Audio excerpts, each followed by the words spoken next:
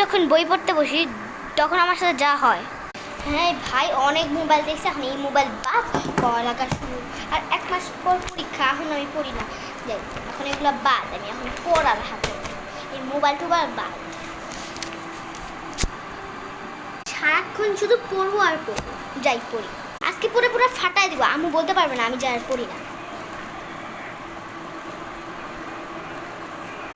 বাবারি বাবা, সূর্য আজকে কোন দিক দিয়ে উঠছে, হঠাৎ করে 10 বছর পর পড়তে বসলি? ও আম্মু, আজকে কোনো দিক দিয়েই সূর্য উঠছে নাই, পড়ছিও না উঠতোরও না। আজকে আমি পড়তে বসছি কারণ হচ্ছে আমার 1 মাস পর পরীক্ষা, কিছুই পাই না, পড়ে মুখস্থ হয়ে রাখি।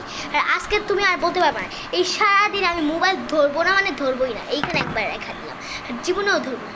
আমি আজকে সারাটা দিন পড়তে পড়তে পড়তে পড়তে মাথা ঘামায় ফেলবো, তাও আমি পড়তেই থাকবো। দেখাই যাবো না কত পরশ, একটু দেখো, ওয়েট অ্যান্ড ওয়াচ, 2তে দেখাবো, বাই।